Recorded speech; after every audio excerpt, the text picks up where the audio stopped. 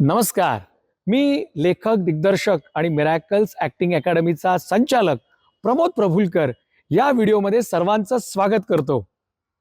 Miracles acting अकॅडमीचे यशस्वी विद्यार्थी नाटक, चित्रपट, टीव्ही ॲड्स, वेब सिरीज, त्याचबरोबर झी मराठी, स्टार प्रवाह, कलर्स मराठी, सन मराठी अशा अनेक चॅनल्सवरती मेन लीड, मीडियम रोल आणि अगदी छोट्या भूमिकांमध्ये पण चमकत आहेत. जसे की मेन लीडमध्ये ऋता दुर्गुळे, किरण गायकवाड, शिवानी बावकर, गिरिजा प्रभू, स्वर्धा ठिगळे, निखिल चव्हाण, निष्ठा वैद्य, दीपकार पारकर, आराध्य लवाटे, प्रियांका देशमुख, रौनक शिंदे, पूर्णिमा डे, विपुल साळुंके, शाश्वती पिंपळीकर, अनया पिंगळे, सुखदा बोरकर, तनिष्का विशे, मंगेश दळवी यासारखे अनेक विद्यार्थी गेल्या 23 वर्षांमध्ये नाट्य चित्रपटसृष्टीत आपलं नाव दिमाखाने चमकवत मिरॅकल्स अकॅडमीचा झेंडा उंचावत आहे. होय, तुम्हालाही शक्य आहे. आमच्याकडे शिक्षणाची, वयाची, दिसण्याची, अनुभवाची अट नाही. डोंट वरी. 8 वर्षाच्या मुलामुलीपासून ते अगदी 80-85 वर्षांच्या आजी आजोबांपर्यंत विद्यार्थी आमच्याकडे शिकायला येतात. मी स्वतः आमचा अभ्यासक्रम इतका छान बनवलाय की आमच्याकडे आलेल्या विद्यार्थ्याला आम्ही ॲक्टर म्हणून घडवतोच.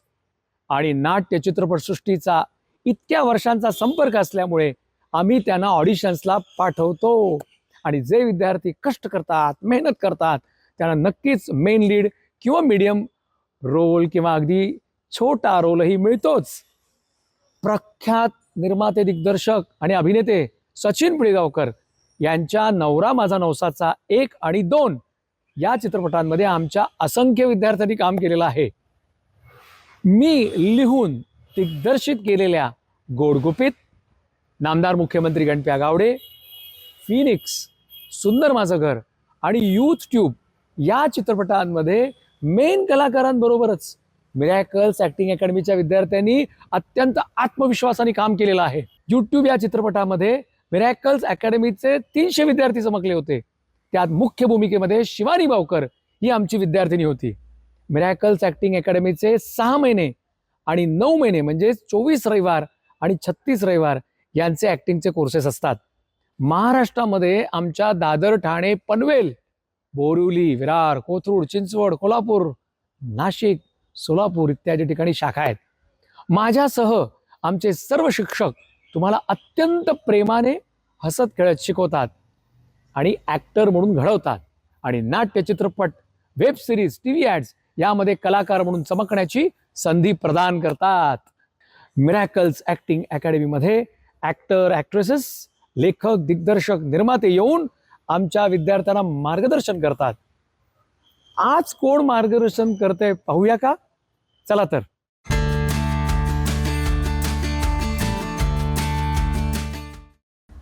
तुमचं पुन्हा एकदा मिरॅकल्समध्ये स्वागत करते आणि आपल्या गप्पांना आपण सुरुवात करूयात.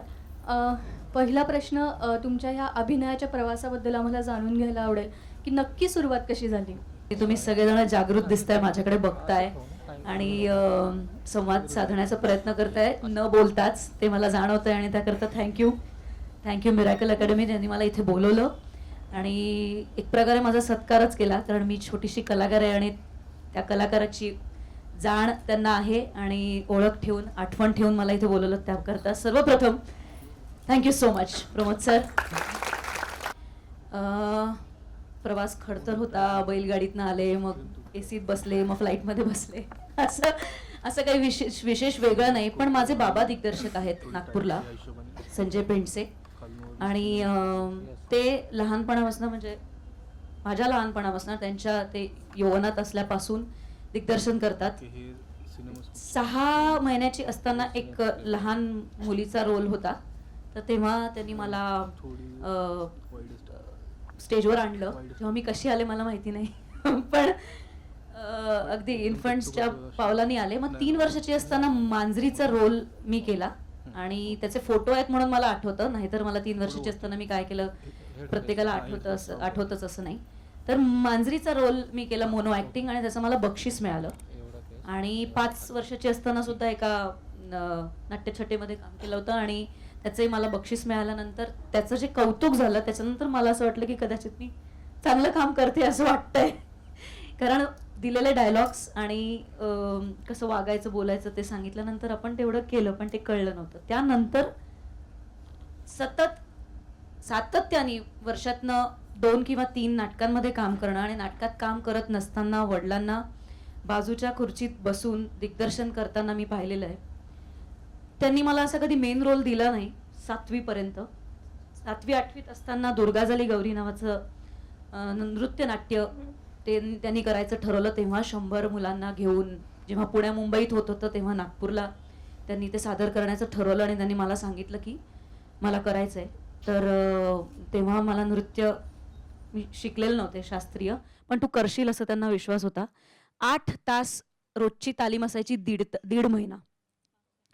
ते 8 तास नृत्यमध्ये आणि अभिनयाचे क्लासेस असायचे आमचे. आणि मग त्यातनं दुर्गा आणि गौरी, म्हणजे रौद्र रूपवाली दुर्गा आणि शांत रसवाली गौरी, असा दुर्गा झाली गौरी नावाचं नृत्य नाट्य लहान मुलांसाठी, जे मोठ्यांसाठी पण होतं, ते झालं. त्यानंतर प्रवास खूप मोठा आहे, त्यामुळे एकदम क्विक असं सांगायचं म्हणजे मी सतत काम करत राहिले नाटकात.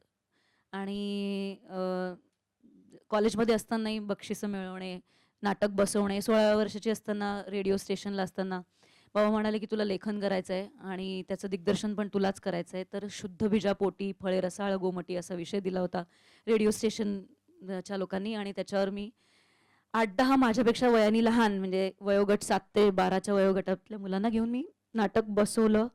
तेव्हा माझ्याकरता ते खूप चिडचिड झाली माझी, चॅलेंजिंग होतं. बाबांनी कुठलीही मदत केली नाही. तर तेव्हा मला कळलं की दिग्दर्शन फार कठीण असतं आणि लिहिणं पण तितकंच कठीण असतं. पण त्याची नंतर मदत केली अर्थात, की बरोबर आहे की चूक आहे. आणि गेले 9 वर्ष मी या इंडस्ट्रीमध्ये आहे, पण गेली 3 वर्ष लोक मला आता ओळखत आहेत. आधी मी लक्ष करत होते, कडे छोटीशी शॉर्ट फिल्म केली. आणि आता एवढंच होतं की मध्यंतरी मग कामही मिळालं नाही. त्यावेळेला मी शिकवलं. काम सातत्याने चालू ठेवणं आणि स्वप्न पाहत राहणं, या 2 गोष्टी मी अजूनही करते. त्यामुळे इथवर पोचलेले आहे. आता जसं तुम्ही म्हणालात की माझा आवाज येतोय? हां. की तुम्ही पुण्याला शिफ्ट झालात आणि आता पुण्यातून तुम्ही मुंबईला जाता, म्हणजे सिरियल करता. पण मग जी आता ही जी मुलं आहेत ती पुण्यातली आहेत आणि मग बऱ्याच वेळेस असा होतो, असं आहे आमच्याकडे काही गृहिणी पण आहेत. पण मग सिरियलमध्ये काही रोल मिळाल्यानंतर त्यांना पुण्यातून मुंबईला जाणं, म्हणजे हा प्रवास जे आहे की ऑडिशन द्यायला जावं लागतं किंवा सिरियलचे शूट आहेत, तर हे कसं मॅनेज करता तुम्ही? म्हणजे आमच्याकडे ज्या गृहिणी आहेत किंवा ज्या आई आहेत, तर त्यांच्यासाठी ही शिकवण असेल की अशा पद्धतीने आपल्याला हे मॅनेज करता येतं. कारण की त्यांना असं होतं की हां, माझा कोर्स झाला, पण आता आत्तापर्यंत मिरॅकल्स होतं, रविवारच्या बॅचेस होत्या, ते मी मॅनेज करत होते. पण आता इथून पुढे जो प्रवास आहे तो मी कसा करायचा आहे असं? आई वडील आपल्याला शिकवतात किंवा आपला नवरा आपल्याला शिकवतो, पैसे आहे ते इन्व्हेस्ट करतात आणि मग ते शिक्षण झाल्यानंतर आपण त्याच्या पलीकडे जाऊन काही करायचंच नाही स्वतः, हा अन्याय असतो आपल्या घरच्या लोकांवर, असं मला वाटतं. त्यामुळे आपण जे शिकलो आहोत ते पुढे जाऊन आपल्याला त्यातनं 2 रुपये कमवून इतरांना आनंद, एखादा मोबाईल घेऊन दिला, एखादं ड्रेस घेऊन दिला, बाहेरचं खाल्लो, असं आपण करू शकतो. तर ते करायला पाहिजे. पण ते सगळ्यांनाच सोपं असतं असं नाही. माझ्या बाबतीत सुद्धा ते अजिबातच सोपं नव्हतं. कारण लग्न जेव्हा ठरलं तेव्हा मी नवऱ्याला सांगितलं होतं की मला काय करायचं मला माहिती नाही, पण मी घरात बसून नाही राहणार. मी काहीतरी सोशल वर्क करीन, काहीतरी करीन. हे डेंजरस असतं. तर तो तयार होता आणि मी त्याला म्हटलं की मी नाटक कधीच सोडणार नाही. तर ते चालेल का तुला? तर ते चालणार होतं. पण काहीच करायचं नाही म्हणजे काहीतरी करायचं म्हणजे काय करायचं हा एक प्रश्न होता. वयाच्या 29व्या वर्षी मी ठरवलं की माझी मुलगी 2.5 वर्षाची होती. तेव्हा ठरवलं की मला इथे वाटतंय की मला एका कामातनं दुसरं काम लोक येऊन विचारतायत, म्हणजे आपण ते संधी दवडायची नाही, हो म्हणायचं. आणि हो म्हणता म्हणता आपल्याला कामही येत आहेत खूप. तर मी आता हे प्रोफेशन म्हणून घेणार असं मी नीरजला सांगितलं, नवऱ्याला. तेव्हा घरचे सगळे जरा घाबरलेच होते, कारण बऱ्याच वाईट गोष्टी आपल्या इंडस्ट्रीबद्दल जास्त प्रभावशाली पद्धतीने लोक सांगतात एकमेकांना. चांगल्या गोष्टी कधीच कोणी एकमेकांबद्दल बोलतं का असं मला फारसं, आम्ही बोलतो पण फारसं दिसत नाही. तर ते म्हणाले की बोल्ड फोटोशूट करावा लागेल, मग कोणी तुम्हाला कसंही यूज करेल, मग पार्शालिटी खूप होते. तुला तर 2.5 वर्षाची मुलगी आहे, तुला कुठे कोण हिरोईनचा रोल देणार. नंतर रात्र रात्र शूट करावं लागतं, घरच्यांचे हाल होतात. मग कोणाशी काही तुम्ही तिकडचेच होता, मुंबईचे झालात तर वगैरे वगैरे, तर तू काय करशील असं घरात येऊन मला काही लोकांनी प्रश्न विचारले होते. तर त्याचं उत्तर एकच होतं की मला आवड आहे, माझ्या नवऱ्याला चालतंय आणि मला माझ्या स्वतःवर विश्वास आहे.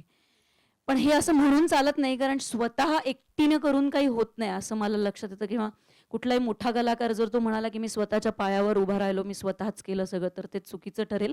कारण त्याच्या मागे तुमची संपूर्ण टीम असते, घरचे लोक असतात, होकार देणारे नकार देणारे सुद्धा तुमच्या बरोबर असतात आणि तुमच्या आयुष्याशी त्यांचा संबंध असतो, चांगल्या वाईट गोष्टींचा. तर कठीण असतं. परत मी तुम्हाला सांगेन की होणार असून मी या घरची च्या सिरियलमध्ये मी त्यांना सांगितलं होतं की मला किमान 2 दिवस सलग देत जा शूट, म्हणजे मग मी 1 दिवस राहत जाईन आणि मग पूर्ण शूट करून येत जाईन. तर ते माझ्याकरता जरा दगदग नसती झाली त्यांनी. 2.5 वर्षाची तेव्हा माझी मुलगी 7 वर्षाची होती, होणार असून मी या घरची. तर तेव्हा मी त्यांना म्हणायचे, पण ते काय जुळून नाही आलं. मग मी काय करायचं? नाही तर म्हणता येणार नाही, कारण काम करायचंय. आज मी काम केलं नाही तर माझ्यासारख्या 10 मुली लाईन उभी आहे, ह्याचं नेहमी तुम्ही भान ठेवावं, कधी पण कधी मोठा झालात तरी. तर 2:30 वाजता मी उठायचे, 3:30 वाजेपर्यंत अंघोळ सगळं आटपून 3:45ला नवऱ्याला उठवायचे. नवरा उचलून माझ्या मुलीला, 7 वर्षाच्या मुलीला घेऊन कारमध्ये टाकायचा. आम्ही कारमधनं, कारण तेव्हा परवडायचं नाही, आता आम्ही कारनी जाते, तेव्हा माझा पगारही तेवढा नव्हता. मग आम्ही 4:45 4 वाजता 4:15 वाजता तिकडनं निघायचो, कारण मुलीला ठेवायला थोडा वेळ लागायचा. मग आम्ही 4:30 वाजता हिंजवडीच्या वाकड ब्रिजच्या तिथे उभं राहायचो. तिथनं SRSची बस किंवा मग STची बस, की जी विश्वासू असेल अशी, तिथनं मला 300 रुपयाची बस मिळायची, जी मला कांदिवलीला सोडायची. कांदिवलीहून मी ऑटो करून 9 वाजताच्या आधी पोचायचे. 9 ते 9 माझं शूट चालायचं. मी तिथे थांबू शकले असते, पण थांबायचं म्हटलं तर राहण्याची सोय नाही, परत पैसे लागणार. आणि त्यापेक्षा व्यतिरिक्त दुसरी गोष्ट म्हणजे मला माझ्या मुलीबरोबर राहायचंय आणि मला घरी जायचंय असं माझं ठरलेलं होतं, आणि ते अजूनही आहे. तर रात्री 9, 9:15, 10 वाजता मी निघायचे आणि गाडी यायची 12, 1. तेव्हा मात्र एक ठरवलं होतं की STचाच प्रवास करायचा, लाल डब्याच्या गाडीचा. तर बोरिवलीच्या स्टेशनपर्यंत ऑटोनी तिथे जायचं, तिथनं बस करायची. तिथनं मी टोल संपला की नवऱ्याला सांगायचे, नवरा मुलीला आत कारमध्ये बसवायचा आणि मला घ्यायला यायचा. आणि मग रात्री माझ्या मुलीने, माझ्या नवऱ्याने भरपूर साथ दिलेली आहे, माझ्या सासू सासऱ्यांनी पण दिली, पण ते आमच्या बरोबर नाही राहत म्हणून. पण माझी मुलगी म्हणायची, काही नाही, तू जा आणि तू तुझं काम कर आणि मी तरीही शाळेत जाईन वेळेत. त्यांनी ते केलेलं आहे. हे प्रत्येकाला, घरच्यांना पण करावं लागतं. पण मला एकच गोष्ट सांगायची की हे शक्य झालं जेव्हा मी सांगितलं व्यवस्थित घरच्यांना पण की मला हे करायचंय, मी हे करणार. कारण यामध्ये डिफिकल्टीज खूप होत्या. तर माझ्या वडिलांनी एकदा सांगितलं होतं की बंड केल्याशिवाय क्रांती घडत नाही. जर तू ठरवलं असशील तर कोणी तुला थांबवू शकणार नाही, तुझ्या बरोबर येतीलच. तर तेवढं मात्र तुम्हाला करावं लागेल बायकांनो, कारण आता सध्या जी गोष्ट आहे आपल्या महिलांसाठी ती जरा कठीण आहे, पण सोयीस्कर गोष्टी घडतायत आपल्याकरता. तुम्ही साथ सोडू नका एकमेकींची. खूप छान, खूप छान वाटलं, खूप शिकायला मिळालं. हे जे डेली सोपचं जे काही शेड्यूल आहे तर ते खूप हेक्टिक असतं. म्हणजे आता तुम्ही सांगितलं की तुम्ही एवढ्या पहाटे पुण्यातून निघायच्या, शूट संपायला उशीर व्हायचा, मग रात्री यायच्या. तर या सगळ्यामध्ये म्हणजे आपल्याला जी टी व्हीवर जी सिरियल दिसते ती 20 मिनिटांची दिसते. त्याच्यामुळे जे नवोदित लोक आहेत त्यांना बऱ्यापैकी तो प्रवास माहीत नसतो की तिथे एवढं हेक्टिक आहे. तर मग मला असं म्हणायचं, या सगळ्या ह्याच्यामध्ये कलाकार म्हणून स्वतःचा फिटनेस कसा जपायला पाहिजे? सुपर्ब, हा माझा आवडीचा विषय आहे. जेव्हा 29व्या वर्षी मी ठरवलं की मला बनायचंय काही, तेव्हा बऱ्याच जणांनी म्हटलं तू तर फिट पण नाही आहेस. तर बऱ्याच जणांनी मला बरंच काही म्हटलं, तर तू फिट पण नाही आहेस, एका मुलीची आई आहेस, तुला कोण काम करायला देईल.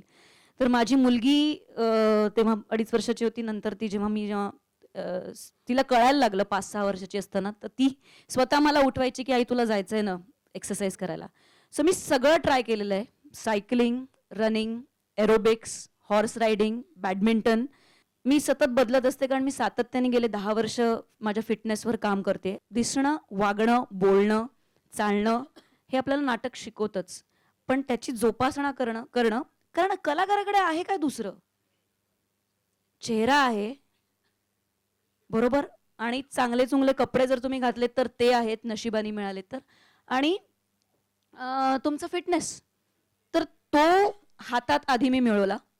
आणि मग मी हेक्टिक किती काम असू दे ना, 24 तास असू दे.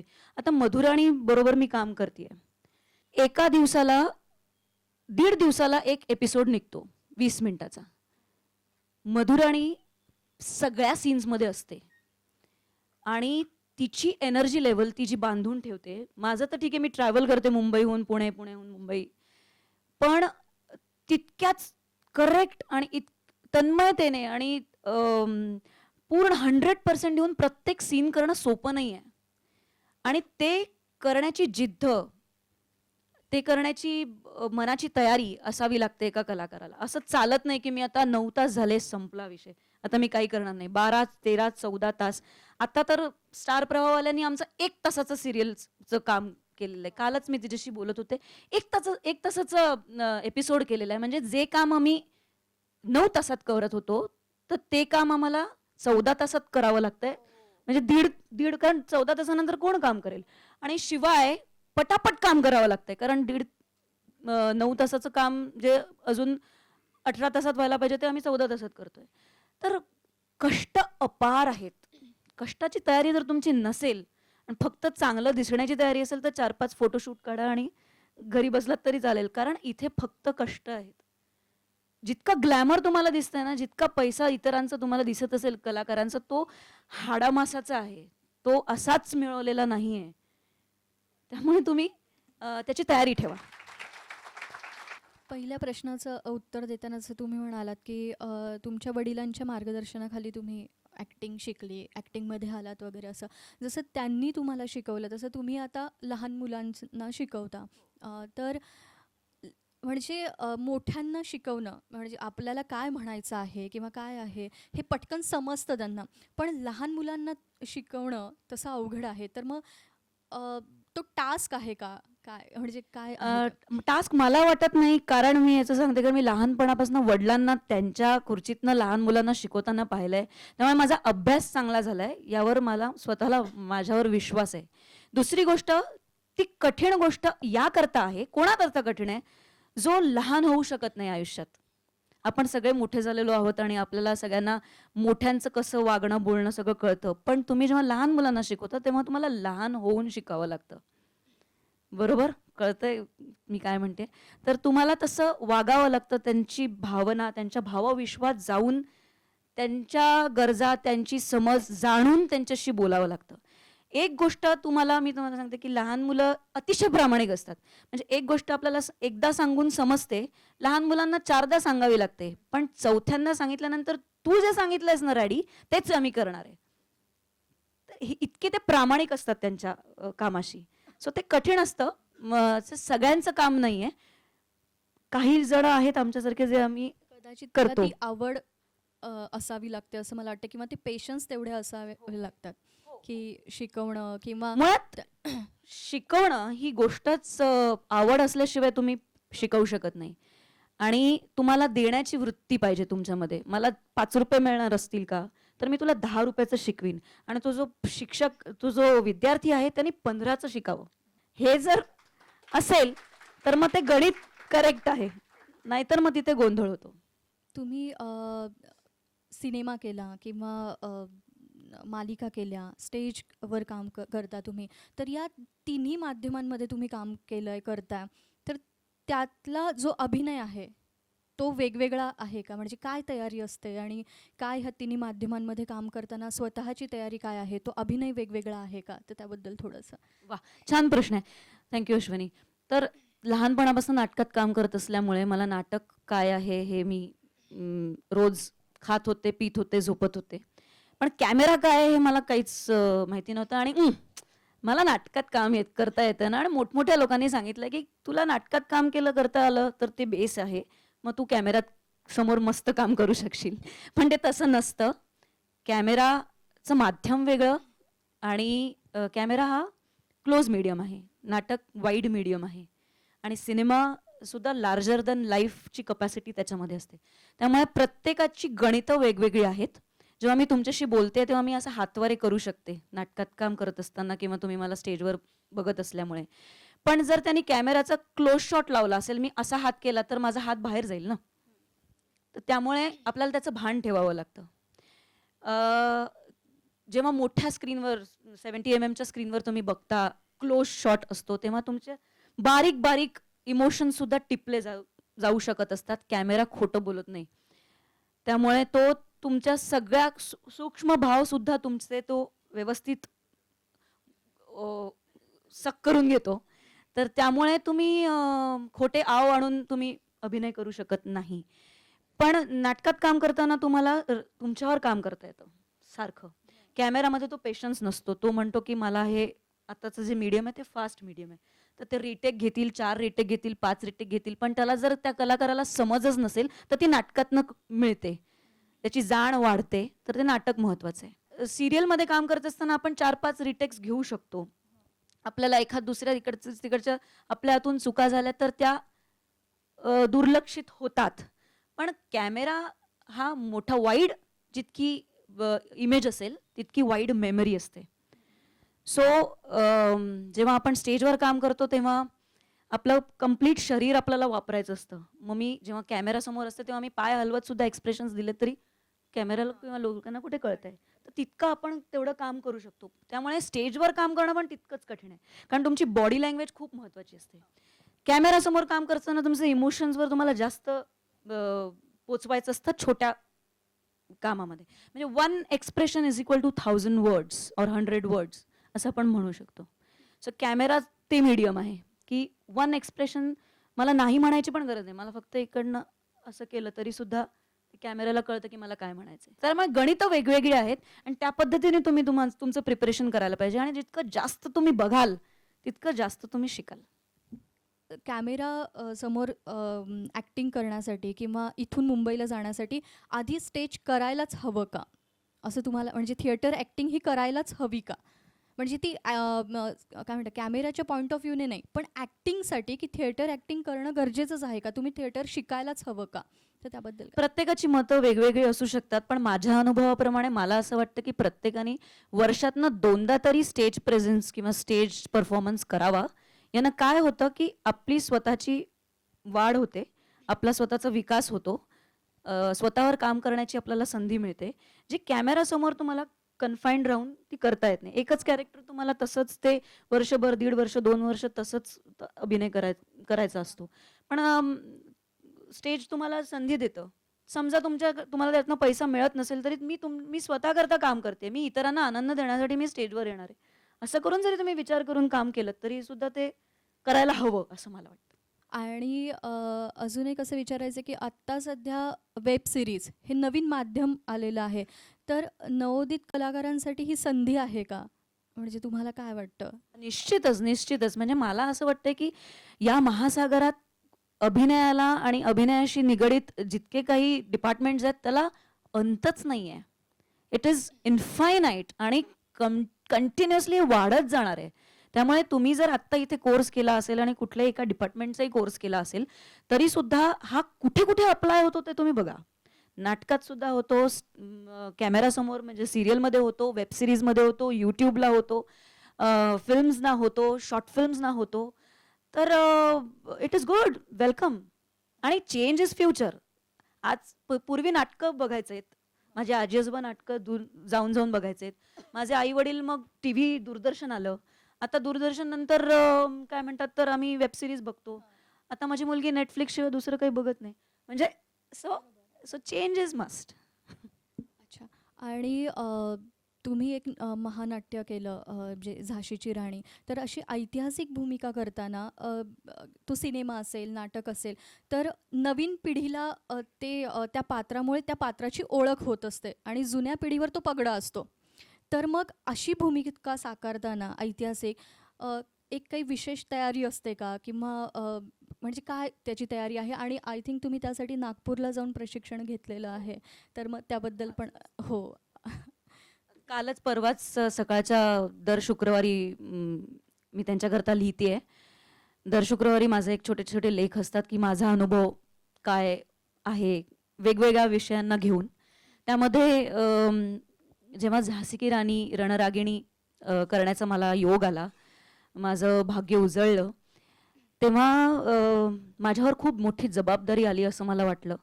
कारण कलाकाराला वेगवेगळ्या टेस्ट्स म्हणजे वेगवेगळ्या पदार्थ तुम्हाला खायला मिळतात आणि ते छान व्यवस्थित चघळून आपण ते खाल्ले नाही तर ते त्याचा परफॉर्मन्सही विचित्र दिसतो. नाही तर ऐतिहासिक रोल करताना ऑफकोर्स वेगळी तयारी तुम्हाला लागते, कारण त्याचा एक ठराविक आव आणून तुम्हाला अभिनय करायचा असतो.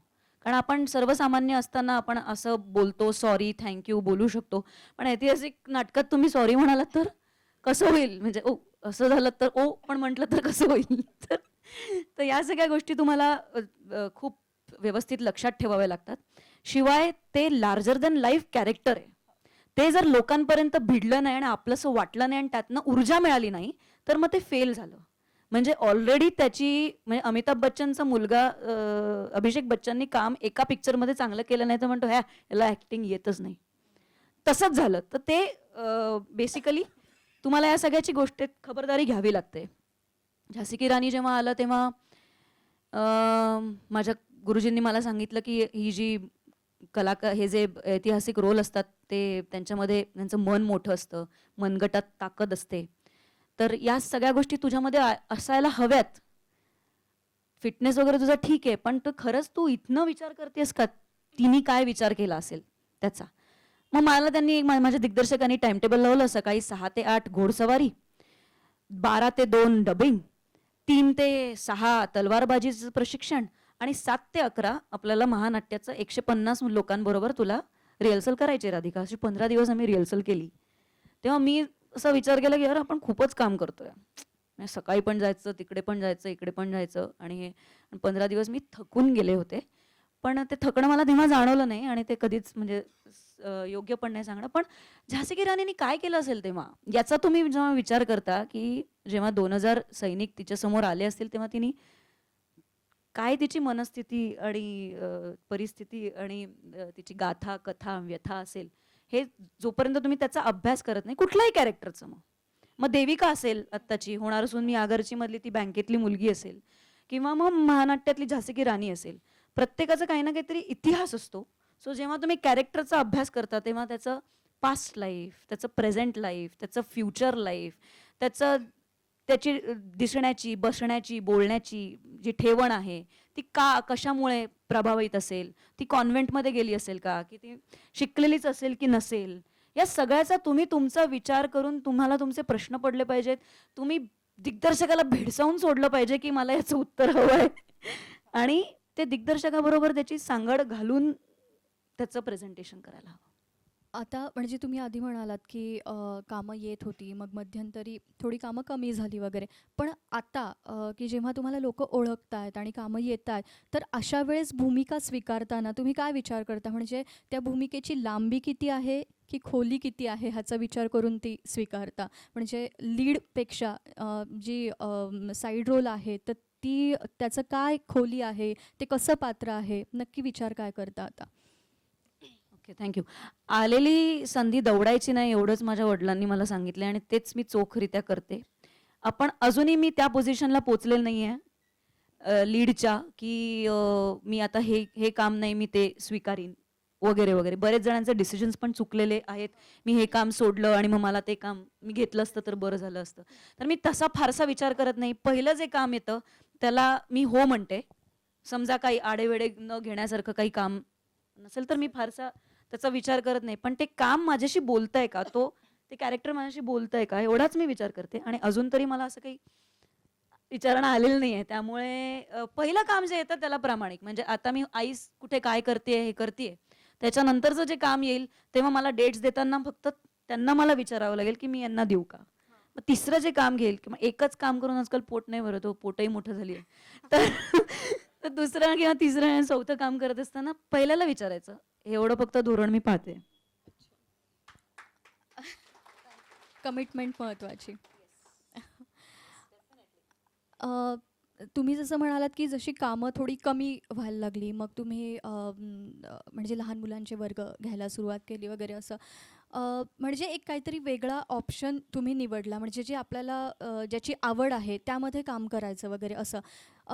तसंच मला एक विद्यार्थ्यांच्या दृष्टिकोनातून एक प्रश्न विचारायचा आहे, की आता ह्यांचा कोर्स कंप्लीट झालेला आहे, तर साधारण एक 40-50 जे काही विद्यार्थी आहेत, तर ते आता बाहेर पडतायत काम मिळवण्यासाठी वगैरे, आणि प्रत्येकाचा स्ट्रगल हा वेगवेगळा असतो. म्हणजे कुणाला एकदम पटकन काम मिळेल, कुणाला थोडा वेळ लागेल वगैरे असं.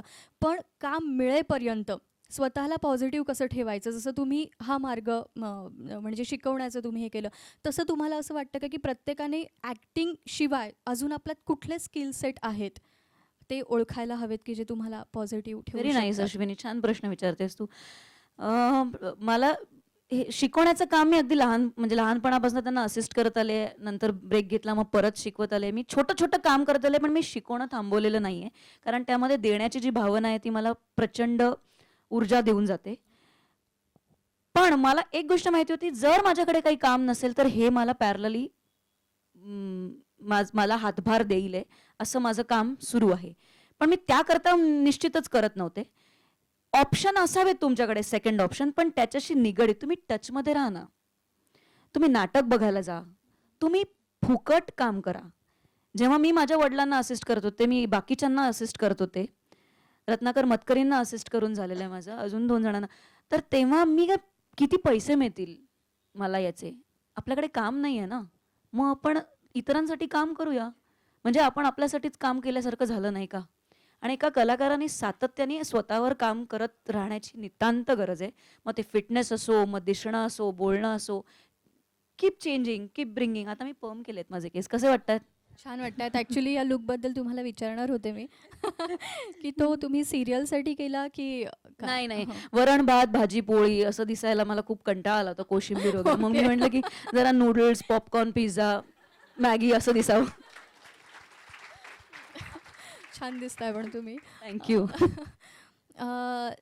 अभिनेत्री, लेखिका, दिग्दर्शिका राधिका देशपांडे. पण यातलं नक्की काय, म्हणजे तुमच्या जवळचं काय?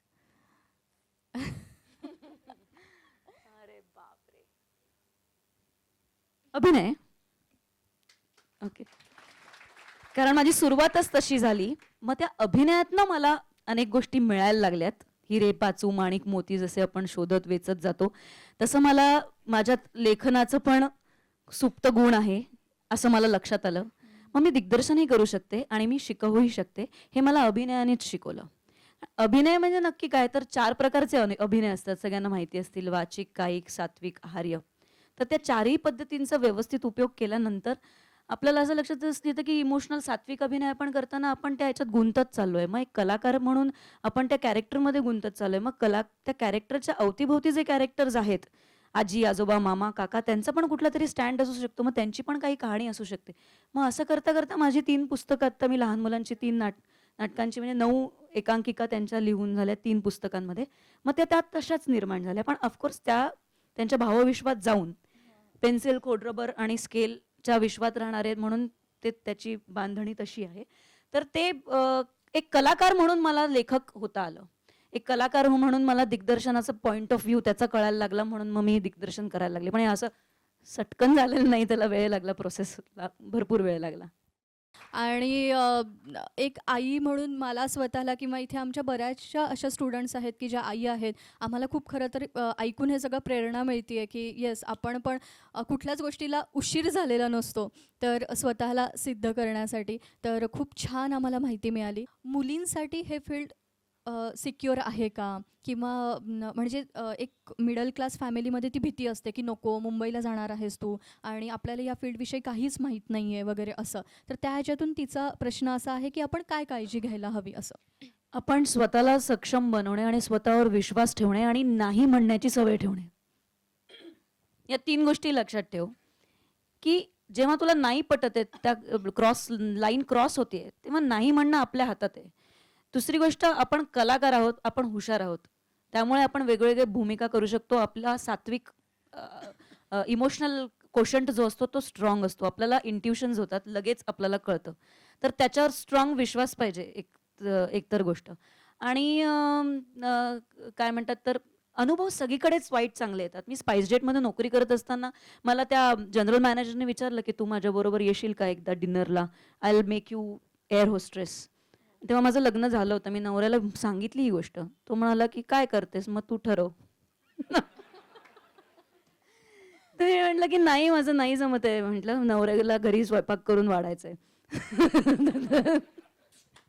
मग नाही मिळाली मला ती संधी. हुकलं माझं ते. I would have gone and I would have been an air hostess. But sometimes तुमचे प्रिन्सिपल्स पण तितकेच महत्त्वाचे असतात. मग तुम्हाला चढायला, ती पायरी चढायला वेळ लागतो. पण ॲटलिस्ट एक समाधान असतं, मेंटल सॅटिस्फॅक्शन असतं की बाबा रे मी माझ्या चांगल्या पेसनी चढलेले. खूप छान उत्तरं दिली, खूप छान माहिती दिली मॅम. Thank you so much.